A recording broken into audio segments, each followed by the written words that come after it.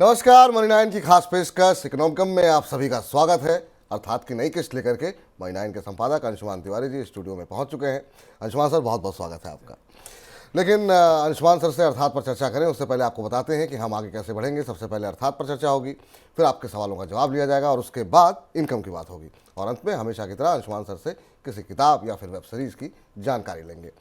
आज का अर्थात इस हफ्ते की सबसे बड़ी और ट्रेंडिंग खबर पर है। जी हाँ, सुप्रीम कोर्ट ने इलेक्टोरल बॉन्ड को असंवैधानिक बताते हुए रद्द कर दिया है। कोर्ट ने कहा कि इलेक्टोरल बॉन्ड सूचना के अधिकार का उल्लंघन है। वोटर को पार्टियों की फंडिंग के बारे में जानने का हक है। हालांकि मनी नाइन अपने फाइनेंशियल फ्रीडम समिट के चलते काफ़ी व्यस्त था, लेकिन फिर भी अंशुमान जी ने इस ज्वलंत मुद्दे की परत खोलने का फैसला किया।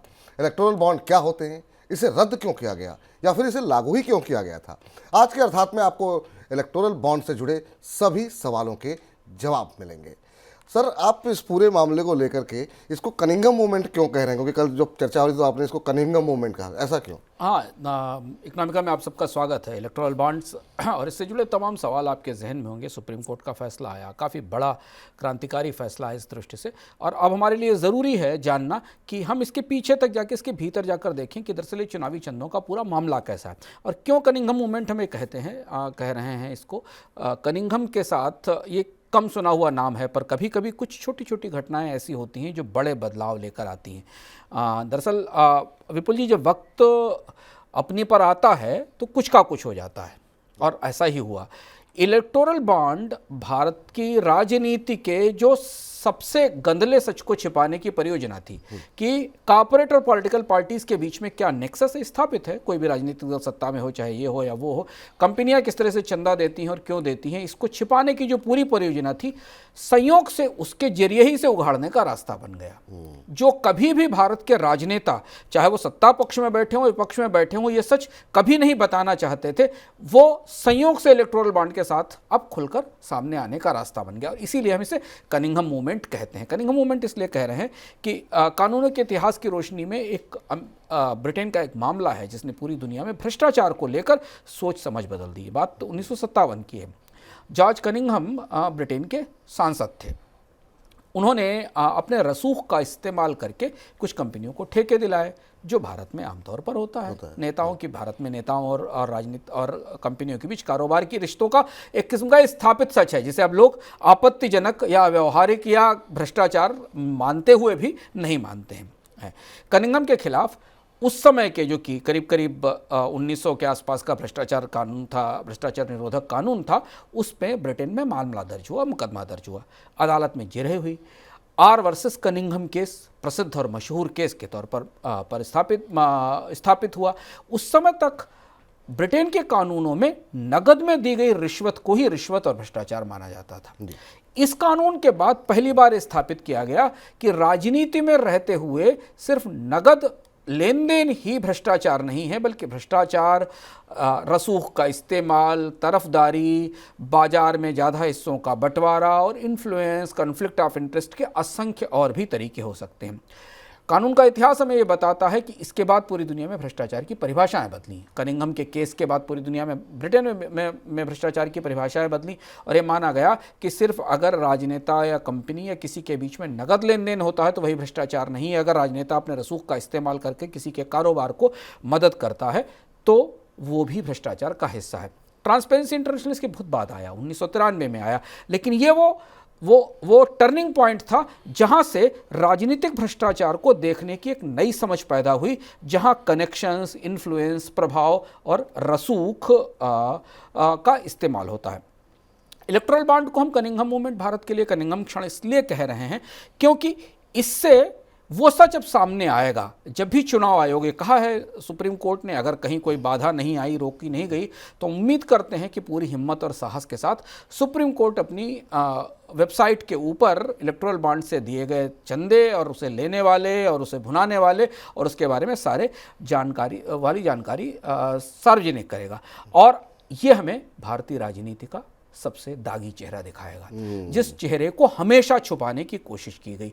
पर कुछ संयोग बना और वक्त ऐसा आ गया कि ये नासूर अब खुल जाना चाहिए, इसे उघड़ जाना चाहिए, इसे हमारे सामने आ जाना चाहिए। और अब हम उसी मुकाम पर खड़े हैं। चुनाव की तमाम चर्चाओं के बीच में भारतीय राजनीति में जो सबसे ढका हुआ फोड़ा था, उसे खोलने की नौबत अंततः आई गई है।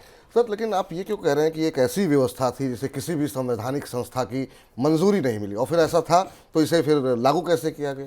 भारत में चुनावी चंदों का इतिहास और चुनावी चंदों को जनता की निगाह से बचाए रखने का जो उपक्रम है वो बड़ा पुराना और विशाल है। उस पर हम आगे आएंगे और आपको बताएंगे कि ये बात केवल एक पार्टी या ए या बी पार्टी की नहीं है।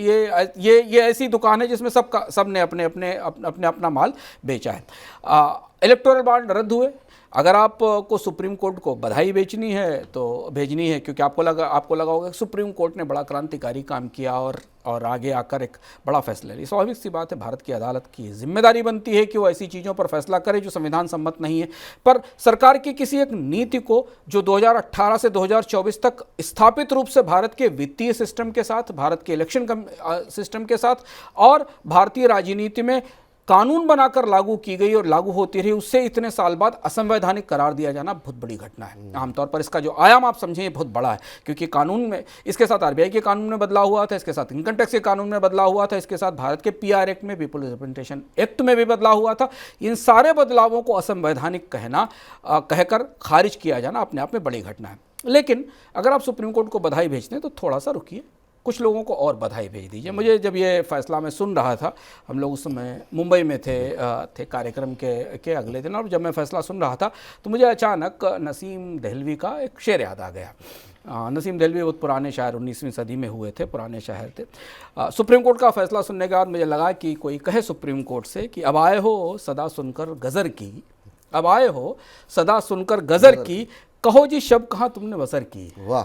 सुबह की सदा सुनकर आप आए हो, रात आपने कहाँ गुजारी है। दरअसल सुप्रीम कोर्ट से कौन पूछेगा, ये कौन बताएगा? 2018 में ये मामला सुप्रीम कोर्ट में पहुंच गया था। बॉन्ड नोटिफिकेशन होने के बाद ही इसकी पारदर्शिता और इसमें जो गोपनीयता की शर्तें थी उसे सुप्रीम कोर्ट में चुनौती दे दी गई थी। 2019 में 2018 के बाद जब ये मामला कोर्ट में गया तो चुनाव आयोग, जिसे चुनावी पारदर्शिता की गारंटी देनी होती है, जो चुनावी पारदर्शिता का जिम्मेदार ऑर्गेनाइजेशन है, उसने अपने हलफनामे में सुप्रीम कोर्ट को यह भी बता दिया है कि इन बॉन्ड से वो सहमत नहीं है, ये पूरी तरह अपारदर्शी है। हलफनामे से भी बता दिया गया। लेकिन बीचों बीच चुनावों के बीच सुप्रीम कोर्ट ने इसकी सुनवाई भी की और तब बॉन्ड बेचने की अवधि को घटाकर 45 से 40 दिन कर दिया गया था। लेकिन तब से 5 साल बीत गए और काफ़ी कुछ 16,000 करोड़ रुपए का लेन देन इस पूरे सिस्टम के साथ हो गया। भारत के सुप्रीम कोर्ट को एक ऐसी चीज को जो कि पहले दिन से गोपनीयता पर के गहरे सवालों में थी, सभी प्रमुख एजेंसियां इस पर सवाल उठा रही थी, उसे रद्द करने में इतना समय लग गया और ये सब काम होता रहा। तो इसलिए आप ये कह सकते हैं, दिल बहलाने के लिए हम भारत में हमेशा कहते हैं कि देर आया और दुरुस्त आया, सुप्रीम कोर्ट देर आया या दुरुस्त आया। लेकिन हम यहाँ याद करेंगे और याद करना ज़रूरी है कि सुप्रीम कोर्ट से ज़्यादा हिम्मत भारत की 2 और संस्थाओं ने दिखाई इलेक्टोरल बॉन्ड को लेकर, जिन्होंने सरकार के तमाम दबाव के बावजूद पहले दिन से इलेक्टोरल बॉन्ड का समर्थन नहीं किया और लिखित में उसके पक्ष में कोई बात नहीं की। और वो दोनों संवैधानिक संस्थाएं, तो जब हम कहते हैं कि भारत में संवैधानिक संस्थाएं कमज़ोर हैं, तो ये भी हमें स्वीकार करना चाहिए कि तमाम दबावों के बीच वो अपनी ताकत का, अपनी क्षमता का और अपनी सीमाओं के भीतर रहते हुए सरकार के फैसलों के खिलाफ खड़ी थी। और यही किस्सा हम आपको सुनाते हैं, फिर इसके बाद हम आते हैं। और ये सरकार इनके गले, अपनी पूरी कोशिश के बाद भी सरकार इन 2 संस्थाओं के गले ये नहीं उतार पाई कि भारतीय जनता को ये जानने का हक नहीं है कि उसके राजनेताओं को पैसा कौन देता है। यही बात सुप्रीम कोर्ट में हलफनामे में सरकार ने कही थी, जब अभी सुनवाई हुई थी, कि जनता को जानने का हक नहीं है कि देश में राजनीतिक दलों को चंदा कौन देता। इन 2 संस्थाओं को, और इन 2 संस्थाओं ने जो रुख 2018 के बाद से दिखाया या उस समय बॉन्ड बनाते समय की तैयारी करते समय दिखाया, उसने सुप्रीम कोर्ट के फैसले को इस स्तर तक आने में और इतना बड़ा क्रांतिकारी फैसला लेने में मदद की। दरअसल इलेक्टोरल बॉन्ड विपुल एक ऐसी कोशिश थी जो भारत की किसी संवैधानिक संस्था को कभी हजम नहीं हुई। किसी संवैधानिक संस्था का मतलब जो संस्थाएं इस पूरे कारोबार, इस काम से, इलेक्टोरल बॉन्ड से जुड़ी हुई थी। ये इलेक्टोरल बॉन्ड इस बात की मिसाल है कि संवैधानिक संस्थाएं अगर चाहें तो वे सरकार के सामने अड़ सकती हैं और अपनी बात कह सकते हैं। और इन संस्थाओं ने जो तर्क दिए थे उनकी ध्वनि आपको सुप्रीम कोर्ट के फैसले में सुनाई देगी। तो यही नसीम देहलवी की गज़ल का दूसरा शेर भी मुझे याद आ जाता इन संस्थाओं को लेके कि जैसे हमने पहला आपको शेर सुनाया था ना, अब आए हो सदा सुनकर गज़र की, कहो जी शब कहाँ तुमने बसर की, न बोलेंगे तुम्हारे खौफ से हम, हिलाएंगे मगर जंजीर दर की। तो ये दो संस्थाएं थीं जो इलेक्टोरल बॉन्ड जारी होने से लेकर उसके बाद तक सरकार के दर की जंजीर हिलाती रहीं कि कुछ ठीक नहीं हो रहा है, सही नहीं हो रहा है। अब पीछे चलते हैं और देखते हैं कि इलेक्टोरल बॉन्ड में बॉन्ड बनते समय और उसके जारी होने के बाद भी कौन सी ऐसी दो महत्वपूर्ण संस्थाएं थी जिन्होंने इसे स्वीकार नहीं किया, और दोनों महत्वपूर्ण संस्थाओं के बिना ये बॉन्ड आ ही नहीं सकते थे, और कैसे उनकी असहमति के बिना आए ये जानना ज़रूरी है। इस प्रकरण को हमने पत्रकार के तौर पर, जर्नलिस्ट के तौर पर 2018 से काफ़ी करीब से कवर किया, इस पूरी व्यवस्था को देखा, इसे आते, इस पर चली हुई बहसें, समानांतर चर्चाएं। तो इसलिए हम कुछ ऐसी चीज़ें आपको बताते हैं जो शायद इलेक्टोरल बॉन्ड की पूरी चर्चाओं में आपकी जानकारी में नहीं आई होंगी। हुआ यूँ कि जो पूर्व वित्त मंत्री अरुण जेटली थे वो लंबे समय तक भारतीय जनता पार्टी के खजांची रहे थे, और उनकी ये सूझ थी कि चुनावी चंदे को नकदी से निकालकर बैंकिंग सिस्टम के दायरे में लाया जाए। इरादा तो अच्छा था कि उससे पहले तक चुनाव में चंदे नगद दिए जाते थे छोटे बड़े चंदे नगद दिए जाते थे, कैश का ट्रांजैक्शन होता था। चूंकि नोटबंदी हो चुकी थी, सरकार कैश ट्रांजैक्शंस को भ्रष्टाचार का जरिया मानकर एक नीति बनाकर उसे रोकने की कोशिश कर चुकी थी।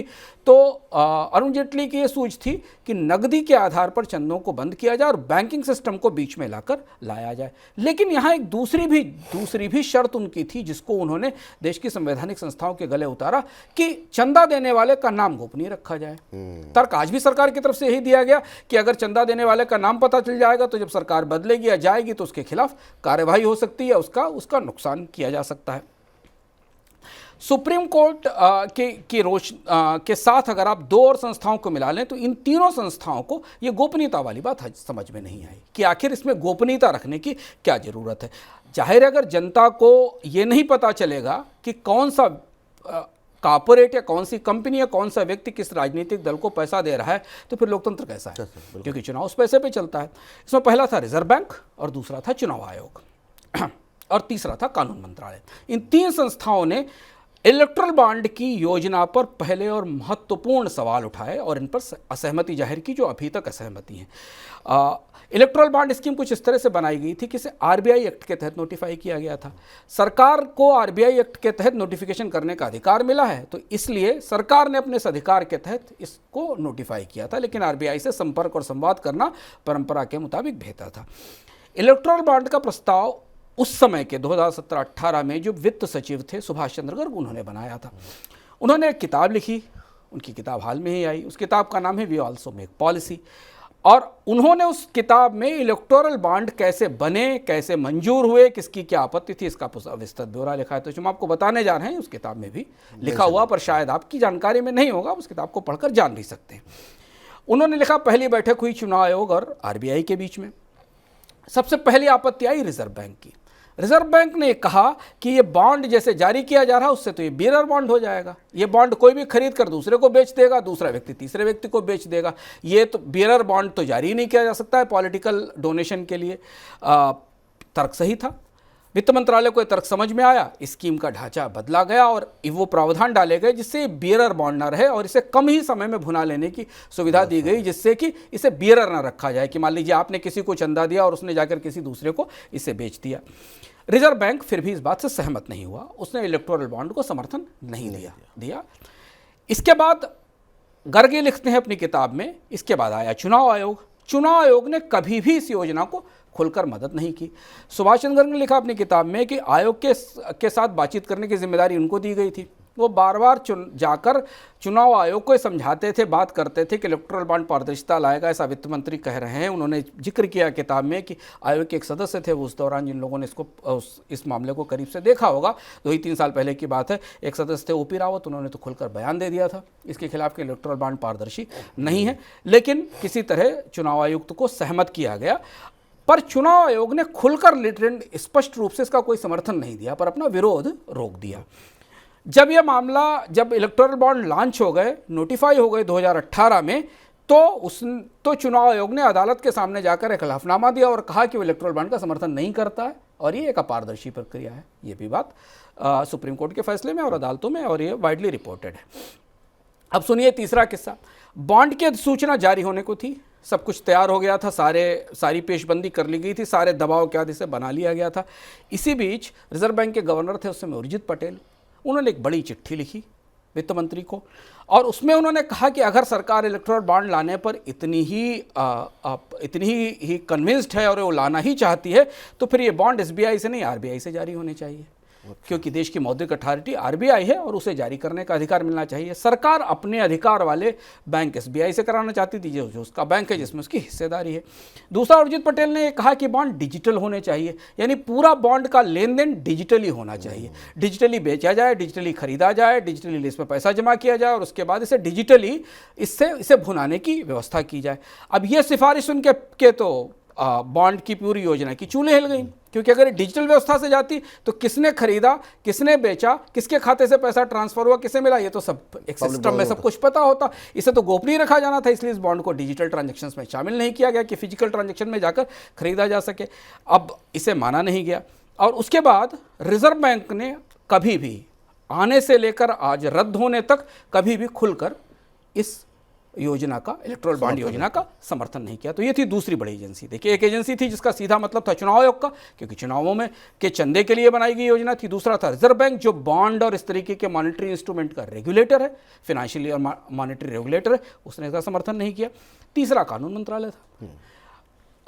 सुभाष चंद्र गर्ग ने अपनी किताब में लिखा कि कानून मंत्रालय ने इसमें तमाम आपत्तियां लगाई। उसकी आपत्तियां जायज थी, क्योंकि कानून मंत्रालय को मालूम था कि जो दो बड़े स्टेक होल्डर्स हैं, रिजर्व बैंक और चुनाव आयोग, वो अगर इलेक्टोरल बॉन्ड का समर्थन नहीं कर रहे हैं तो ये कानून बन कैसे सकता है। उन्होंने लिखा कि जब आरबीआई चुनाव आयोग सहमत नहीं हुआ, कानून मंत्रालय ने आपत्तियां लगाई, तो कानून मंत्रालय को इस बात के लिए राजी किया गया कि इसे पॉलिसी मैटर मानकर अप्रूव किया जाए, लीगल इशू ना लगाया जाए, इसमें कानूनी शर्तें ना लगाई जाएं। बहरहाल सभी प्रमुख संस्थाओं की आपत्तियां वहीं मौजूद रहीं।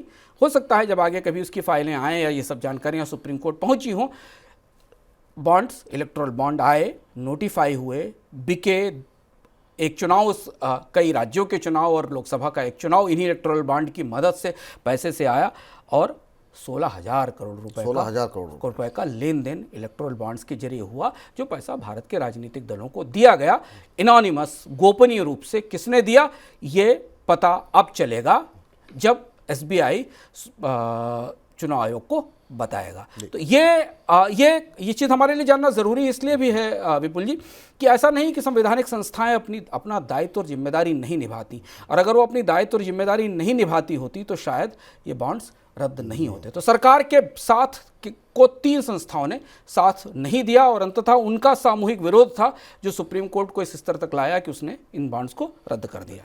सर, भारतीय राजनीति में चंदे आखिर में इतने दागी क्यों हैं?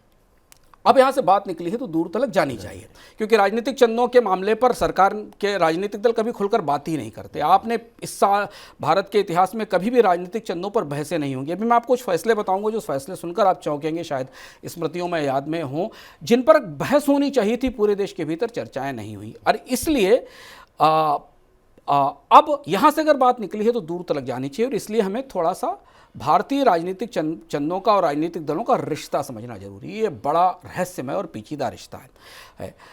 चंदे दागी इसलिए नहीं है कि वो नगद में दिए जाते हैं, बल्कि चंदे इसलिए दागी हैं कि देश को कभी पता ही नहीं चलता कि कौन किसको पैसा दे रहा है। राजनीतिक चंदे पूरी दुनिया में दिए जाते हैं, अमेरिका में भी सब जगह दिए जाते हैं।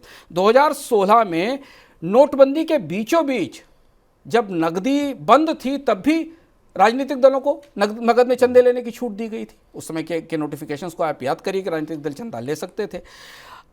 इलेक्टोरल बॉन्ड आने से ये गोपनीयता और ज़्यादा बढ़ गई। चंदे दिए जाएं ये बुरा नहीं, चंदा देना ट्रांसपेरेंट प्रोसेस के तहत बुरा नहीं। किसी कंपनी को इच्छा है किसी राजनीतिक दल को, किसी संगठन को पैसा देना, ये उसके एक्सपेंडिचर का, उसका पार्ट है, लेकिन वो पता नहीं चलना उसकी पारदर्शिता का सबसे बड़ा सवाल है। तो जब भी सरकारें चंदे की बात करती हैं, बदलने की बात करती हैं, तो उनसे यही सवाल तो पूछा जाता है कि इसकी गोपनीयता खत्म की जाए। इलेक्टोरल बॉन्ड क्यों इस विवाद में आया, इस सबसे ज़्यादा विवादित हुआ कि इसने एक अवैध किस्म के ट्रांजैक्शन को बैंकिंग सिस्टम के जरिए गोपनीय बना दिया, जबकि बैंकिंग सिस्टम में जाने वाले हर व्यक्ति से हर सूचना मांगी जाती, पर राजनीतिक दल जब भी उसका इस्तेमाल करेंगे तो कोई सूचना नहीं देंगे, कोई नहीं बताएंगे, गोपनीयता रखी जाएगी।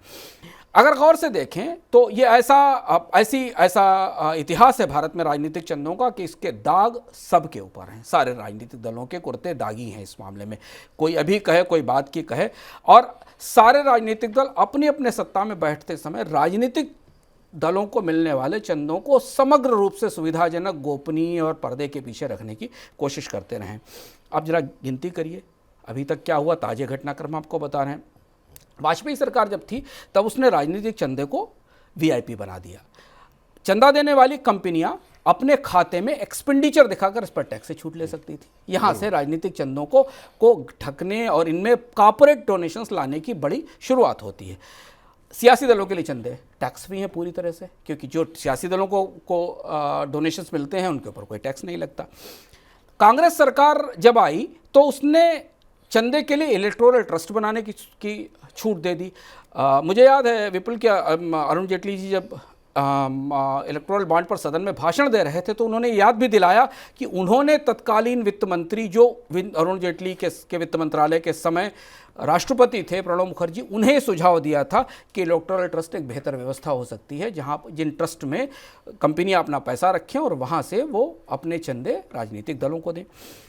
नोटबंदी हुई तो राजनीतिक दलों के नगद चंदे इस नियम से बाहर रहे, हमने आपको बताया। 2017 के वित्त विधेयक में जब ठीक इलेक्टोरल बॉन्ड से पहले एक प्रावधान डाला गया जिसमें कंपनियों के लिए राजनीतिक चंदे पर लगाई गई अधिकतम सीमा हटा ली गई। ये वो भूमिका थी जो 2018 के कॉर्पोरेट बॉन्ड के लिए बनाई गई थी। 2017 से पहले तक कंपनियां अपने 3 साल के अधिकतम शुद्ध लाभ का 3 साल के शुद्ध लाभ का अधिकतम 7.5% हिस्सा ही चंदे के तौर पर दे सकती थी। अब ये सीमा हटा दी गई। तभी आप देखिए चंदों का इलेक्टोरल बॉन्ड के आने के बाद हजारों करोड़ों में चंदे आना क्यों शुरू हुए। कंपनियों को ये बताने की छूट भी, छिपाने की छूट भी मिल गई, उनसे कोई पूछना बंद हो गया कि उन्होंने किस दल को कितना पैसा दिया है। 2016 में सरकार ने विदेशी मुद्रा नियमन कानून को उदार करके विदेशी चंदे की छूट भी दे दी थी कि अगर विदेश से आप चंदा लाते हैं तो उसकी भी छूट रहेगी। 2018 के वित्त में सारे आपको सीरीज में बता रहा हूँ कि चंदों में हुआ क्या है अभी तक। इलेक्टोरल बॉन्ड तो उसकी आखिरी परिणति थी। 2018 में राजनीतिक दलों के विदेशी चंदों को जांच पड़ताल से छूट का प्रावधान भी वित्त विधेयक में शामिल कर दिया गया और यह बगैर बहस के मंजूर कर दिया गया। इसके बाद 1976 के बाद जितना भी चंदा जिस भी राजनीतिक दल ने लिया है वो जांच के दायरे से बाहर हो गया। हमें याद है उस समय कि उसी दौरान 2014 में दिल्ली हाई कोर्ट ने भाजपा और कांग्रेस दोनों को विदेशी चंदों के उल्लंघन के कानून का दोषी पाया था। एक मामला चला था। तो 2018 के वित्त विधेयक में विदेशी जो चंदे आए थे उनकी भी जांच की प्रक्रिया बाहर कर दी गई। अब इस सब के बावजूद, इतनी सब रियायतों के बाद आपके दिमाग में सवाल होगा फिर इलेक्टोरल बॉन्ड लाने की क्या जरूरत थी।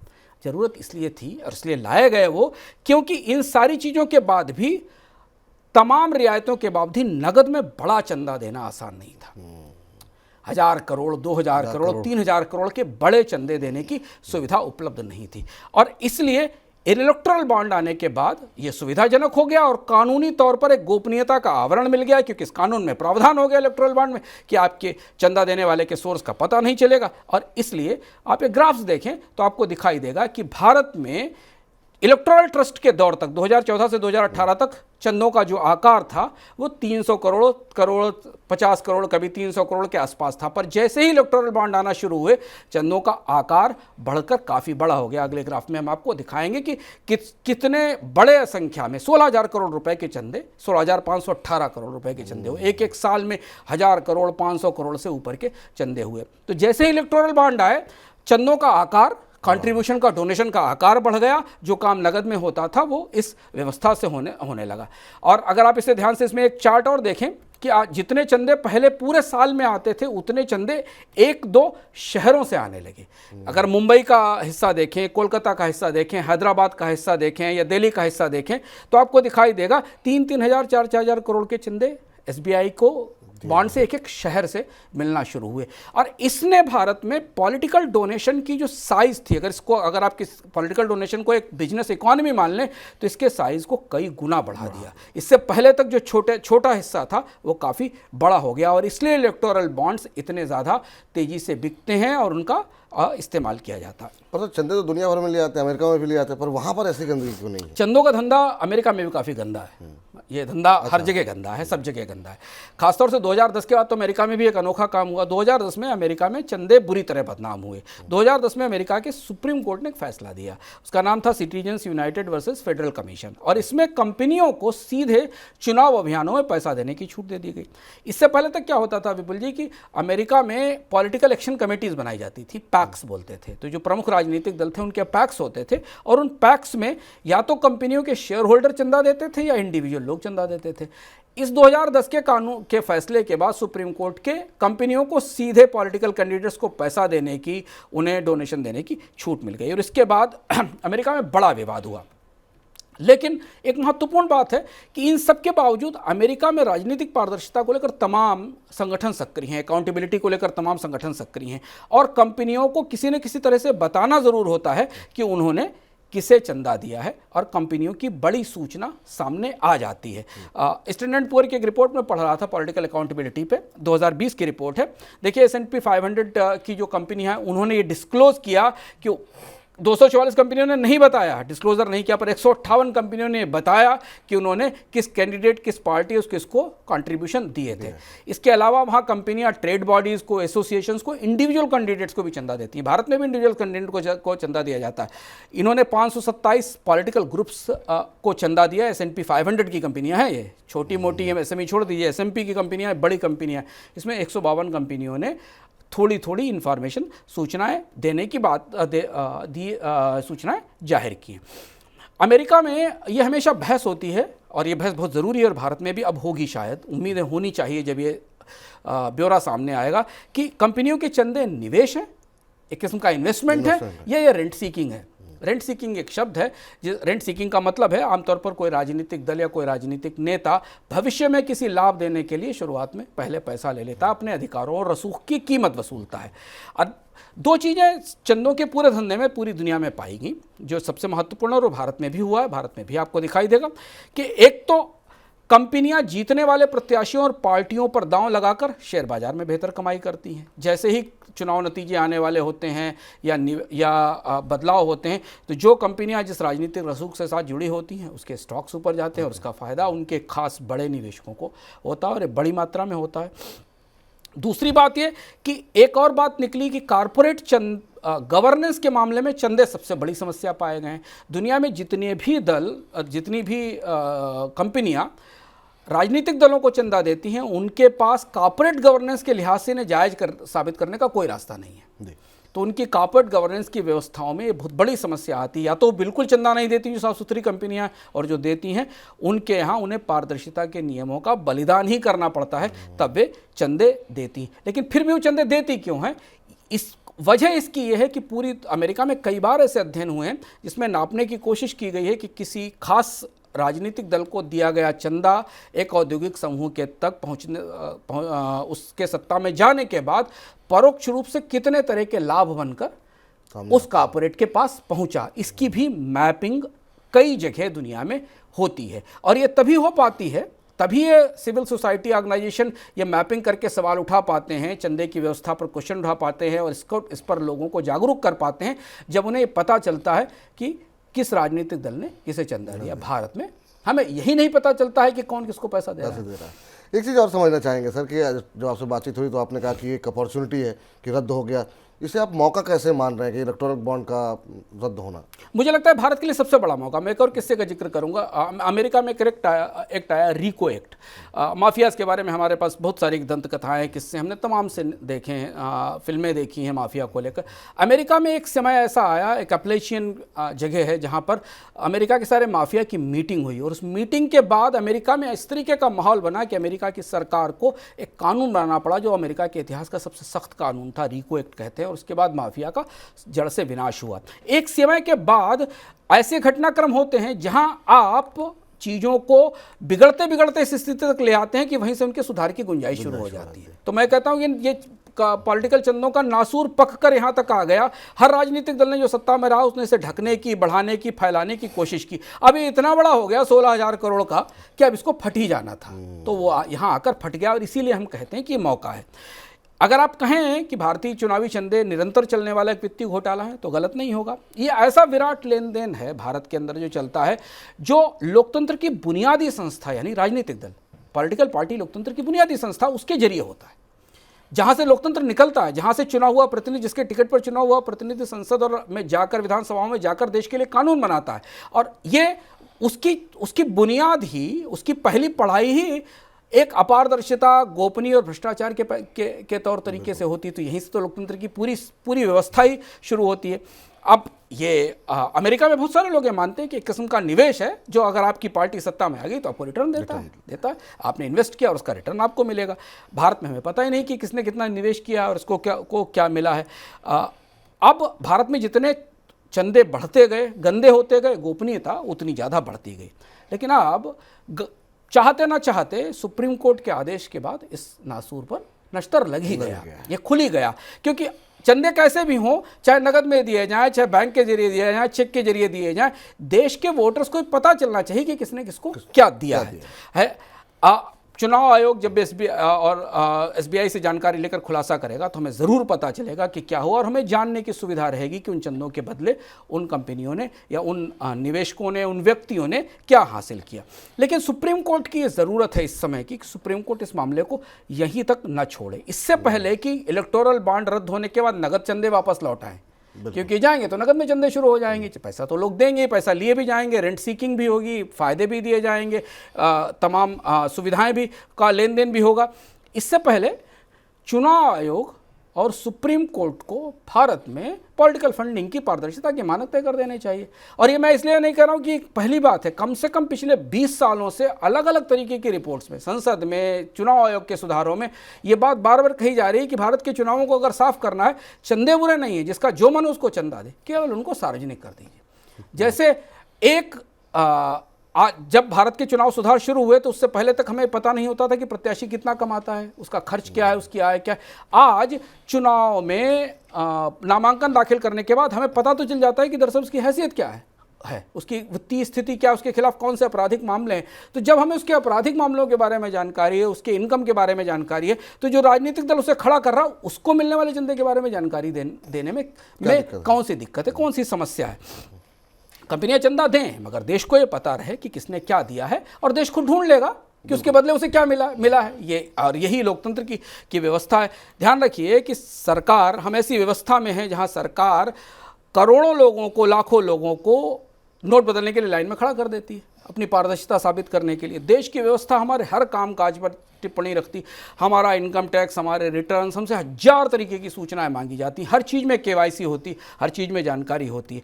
लेकिन वही व्यवस्था देश के राजनीतिक दलों को ये इतना भी बताने पे बाध्य नहीं कर सकती कि उनको चंदा कौन देता है। तो अब भारत का जो सबसे जिम्मेदार वर्ग है, राजनेता, पॉलिसी मेकर जिन्हें हम चुनते हैं, वे नैतिक और संवैधानिक दोनों तौर पर इस बात के लिए जिम्मेदार हैं कि वे इस पारदर्शिता को सुनिश्चित करें। मौका है, संयोग से आ गया है, इसे लपक लेना चाहिए और इस समस्या को हमेशा के लिए साफ कर देना चाहिए। सुप्रीम कोर्ट से हमें उम्मीद है कि सुप्रीम कोर्ट केवल इलेक्टोरल बॉन्ड रद्द करने तक नहीं रुकेगा। बात यहाँ से निकली है तो दूर तक और अंतिम मुकाम तक ज़रूर जाएगी। सर, आज का ये वाकई में इलेक्टोरल बॉन्ड को लेकर के शायद मुझे इतनी जानकारी नहीं थी, और हमारे तमाम दर्शकों को भी, कहाँ से शुरू हुआ, किस तरीके से अप्रूव हुआ और किस तरीके से इसे सुप्रीम कोर्ट के द्वारा रद्द किया गया। बहुत सटीक विश्लेषण किया सर आपने, और बहुत सारे सवाल भी हमारे पास हैं कुछ एक दर्शकों के, वो भी लेते हैं। तो बहुत बहुत शुक्रिया आपका इतना डिटेल में जो है समझाने के लिए। अनुराग जी, आपसे जानना चाह रहे हैं सर कि क्या सरकार की नदी जोड़ो परियोजना राज्यों में सूखे और जल संकट को दूर करने और खाद्य उत्पादन बढ़ाने में क्या मदद कर सकती है? धीमी गति है विपुल नदी जोड़ो परियोजना की। हम बात तो वाजपेयी सरकार के दौर से सुन रहे हैं। कुछ ही हिस्सों में नदी जोड़ी जा पाई और नहरें बनाई जा पाई। दरअसल इस तरीके की बड़ी परियोजनाएं जो जल क्षेत्र में होती हैं, उनके पर्यावरण के अपने नुकसान होते हैं, और पर्यावरण की चुनौती, लैंड एक्विजिशन की समस्या, इसके कारण इस तरीके की परियोजनाएं अब लागू कर पाना आसान नहीं है। लेकिन शुरुआती वर्षों में हमने देखा था कि सरकार ने इस पर बात की, पर बाद के वर्षों में ये बात पीछे छूट गई। बल्कि एक पूरी रिसर्च रिपोर्ट है सरकार के पास उपलब्ध है। अगर भारत में नदियों को जोड़ने की पर्यावरण सुरक्षित व्यवस्था लाई जा सके, तो इससे एक बड़ा हिस्सा, क्योंकि देखिए हम लगभग आज़ादी के बाद 70-75 साल का समय तय कर चुके हैं। भारत में सिंचाई के तहत आने वाले कृषि क्षेत्र में कोई इजाफा नहीं हुआ। बहुत छोटा हिस्सा अभी भी सिंचाई पर, और अधिकांश हिस्सा मानसून पर निर्भर है। जबकि नदियों का हमें पता है, इसमें कोई साइंस नहीं है कि नदियों का लाखों गैलन पानी समुद्र में जाकर गिरता है, जिसका आप इस्तेमाल कर सकते हैं। चलिए, इस बीच विष्णु जी का अगला प्रश्न है, कह रहे हैं क्या अमेरिका और भारत को चीन का मुकाबला करने के लिए 14 देशों के IPF ग्रुप को क्या के बीच मुक्त व्यापार समझौता क्या करना चाहिए? तो ये अमेरिका और भारत के बीच चाह रहे हैं, क्या ऐसा हो संभव है 14 देशों के साथ? अभी ये देखना मुश्किल है, क्योंकि ये साल दुनिया में किसी भी बड़े समझौते के लिए माकूल साल नहीं है, माहौल भी नहीं और दस्तूर भी नहीं है। दुनिया के 60 देशों में चुनाव हो रहे हैं, जिसमें अमेरिका भी चुनाव में, यूरोप के बड़े देश भी चुनाव में, भारत भी चुनाव में जा रहा है। तो जब ये सरकारें आएंगी, नई सरकारें आएंगी, तब हमें दुनिया में राजनीतिक और व्यापारिक रिश्तों का एक नया अलाइनमेंट दिखाई देगा। उसके बाद ये स्पष्ट होगा कि भारत किसी बड़े समूह का हिस्सा बनना चाहता है या वो द्विपक्षीय व्यापार संबंधों के आधार पर जाएगा। भारत ने अभी तक अपनी तरफ से किसी बड़े व्यापारिक समूह का हिस्सा बनने की पहल नहीं की है। जो समझौते और चर्चा है वो व्यापार समझौते नहीं है, आर्थिक तौर पर समूह ग्रुपिंग है। भारत की कोशिश पिछले 5-6 सालों में ये रही है कि वो द्विपक्षीय समझौतों पर काम करे, और इसलिए अमीरात के साथ, ऑस्ट्रेलिया के साथ और ब्रिटेन के साथ, यूके के साथ भी एक डील पर बात चल रही, जो शायद अभी फ़िलहाल इस साल तो जब तक हम ब्रिटेन में चुनाव नहीं हो जाते तब तक होने की गुंजाइश नहीं दिखाई देती। चलिए सर, अब बात कर लेते हैं इनकम की, और इनकम की बात में इस बार आप क्या कुछ सजेस्ट करेंगे? इनकम की बात में यह मौसम सोने पर तमाम तरीके की चर्चाओं का है। SGB की नई सीरीज़ की घोषणा सरकार ने बजट में कर दी है। ETF में निवेश बढ़ रहा है। मनी लैंड के सुपर ऐप पर आइए और देखने की कोशिश और समझिए कि आपको गोल्ड बॉन्ड खरीदना बेहतर है या आपको ETF में खरीदारी करना बेहतर है। हम विस्तार के साथ विशेषज्ञों की मदद से आपको ये बताएंगे कि अगर सोने में आप निवेश करना चाहते हैं तो कैसे करें। सवाल पूछना है तो हेलो मनी 9 पर आइए, और वहाँ पर आपको बहुत तरीके की जानकारियाँ मिलेंगी, आपके सवालों के जवाब मिलेंगे। अगर आपको फिर भी सवाल पूछना है तो मनी 9 के सुपर ऐप पर पूछे का बटन दबाइए, वहाँ जाकर अपना एक्सपर्ट चुनिए और उससे अपना सवाल पूछ लीजिए। वो सवाल हमारी टीम आप तक पहुँचाएगी। चलिए, तो तमाम विकल्प हैं आपके पास। अगर सोने को निवेश को लेकर के कोई भी मन में दुविधा प्रश्न है तो तमाम विकल्प जो है आपके लिए मनी 9 ने खोल रखे हैं। आप ऐप पर जाइए, आप हमारे YouTube पे जाइए, आप हमें व्हाट्सएप कर सकते हैं, तो आपके लिए मनी 9 हमेशा जो है तैयार रहता है। सर, कोई किताब या वेब सीरीज आप आखिर में रिकमेंड करना चाहेंगे क्या? एक किताब मैं पढ़ रहा हूँ, बड़ी दिलचस्प किताब है आर्टिफिशियल इंटेलिजेंस पे, जो पिछले 1-2 साल की सबसे अच्छी किताब है, जिन्हें दुनिया के विशेषज्ञों ने और रैंकिंग में रखा गया है। ये ब्रायन क्रिश्चियन की किताब है आर्टिफिशियल इंटेलिजेंस पे। इसका नाम है the alignment problem, how can artificial intelligence learn human values. Artificial intelligence को लेकर बहुत सारी चर्चाएं चल रही, पर इस तरीके के उदाहरणों के साथ, इस तरीके के रिसर्च के साथ और इस तरीके की सूचनाओं के साथ पहली किताब पढ़ी है आर्टिफिशियल इंटेलिजेंस पर। पिछले 1-2 साल में मैंने कई किताबें पढ़ी, ऑलमोस्ट आधा दर्जन से ज़्यादा किताबें पढ़ी, पर एक किताब मुझे ख़ास तौर पर विशेष लगी। अगर आप AI के बारे में बिल्कुल अलग तरीके से जानना चाहते हैं कि कहाँ गलती हो रही है, मनुष्य और मशीन के बीच अलाइनमेंट कैसे बिगड़ रहा है, इसे समझना चाहें तो ब्रेन क्रिश्चियन की किताब ज़रूर पढ़ें। बिल्कुल। सर, आज की इस चर्चा में आप जुड़े और इतने महत्वपूर्ण विषय पर इतना विस्तृत विश्लेषण किया आपने, बहुत बहुत शुक्रिया सर, बहुत बहुत धन्यवाद आज की चर्चा में जुड़ने के लिए। तो फिलहाल इकोनॉमिकम को यहीं पर समाप्त करते हैं, और आपको बता दें कि अगर आपने अभी तक मनी 9 के ऐप को डाउनलोड नहीं किया है तो डाउनलोड कर लीजिए, क्योंकि वरना फिर आपको बहुत लंबा इंतजार करना पड़ेगा इस महत्वपूर्ण विषय को देखने के लिए। आपके किसी मित्र को भी देखना हो तो उनको भी सजेस्ट कीजिए कि मनी 9 के ऐप को तुरंत डाउनलोड कर लें। मुझे इजाज़त दीजिए, लगातार मनी 9 के साथ बने रहिए। नमस्कार।